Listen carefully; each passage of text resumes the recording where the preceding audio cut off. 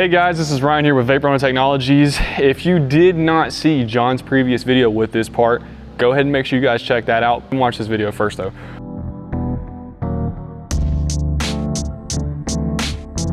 What we are going to do today with this valve cover is, as you can see on my right hand side, we have what's left over from a bad sandblasting job in my opinion. Now in John's video that he did previously, he used our VH1000 dry blast to actually polish this up on the left hand side, and what we are going to try and do on this opposite side is put it in a wet blast cabinet and see what different level of polish we can actually get out of this part. Let's get into it.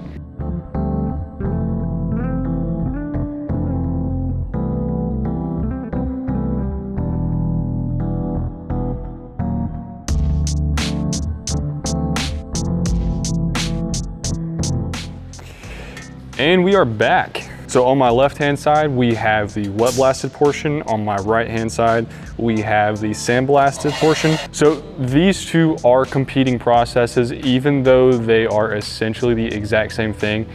If you do not know, of course, wet blasting incorporates water into the process, but they still use the same basic principle. So you have an abrasive. In this case, it's a glass bead. It's a 170 to 325 mesh glass bead. It is a spherical hollow glass bead. And what you are doing is you are propelling that at the part with compressed air. Now in both of these instances, I think in the dry blast, we were running at around 80 PSI. In the wet blast, we were starting at 100 and worked our way down to 60. And that does a little bit of what we call a burnishing effect.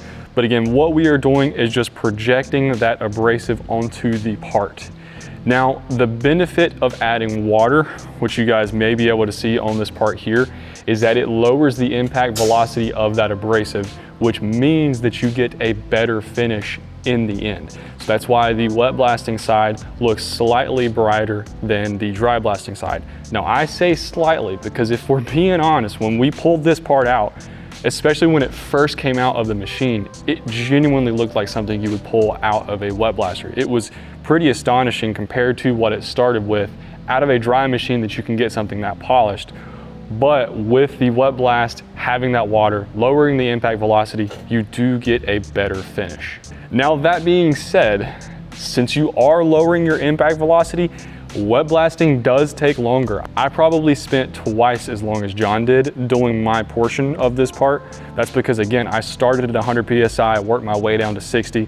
I did get better results, but if time is of the utmost value, dry blasting may be a better option. If the quality of the finish, the end result is the utmost importance, I think wet blasting is your choice. A few other things to take into consideration with dry blasting, even though you are polishing, there are pores that are left on the surface. As you can see, this already has a bit of a tint to it compared to the wet blast. If you are wanting to keep something polished and you're doing it inside of a dry blasting machine, I personally would recommend clear coating it, just that way it's not going to oxidize.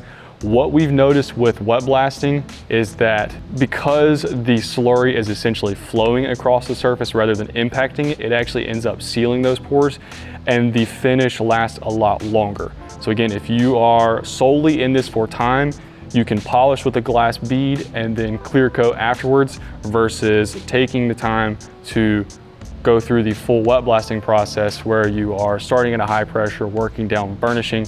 It's just two different approaches and very similar results. Now, one more thing I do want to mention is that with both of these, the actual feel is very similar. Typically, you can notice more of a difference, but I think it was because both of these were starting with a rougher surface. The wet blasting side typically feels better, but with both of these, they feel very similar. Now, if surface roughness is something that is of the utmost importance, we can do in-house testing for you guys. You can actually send in parts and we can run samples, test them under our microscope, and get those images and that data back to you guys. But it's actually really good to compare both. That way you can determine which process is actually going to work for your specific part. But with that, I think this is a very good comparison of what wet blasting and dry blasting have to offer. I actually was very impressed by the polishing that the dry blasting cabinet was able to provide. If you guys have any questions regarding either of these processes or our hydroblasting lineup, always leave them in the comments. We love interacting with you guys and answering those questions. If you are ready to purchase one of these machines and get it in your shop today, you can check out our website, vaporholdingtechnologies.com. All of the pricing is on there. All the information that you need is on there. Or you can call us at 828-202-5563.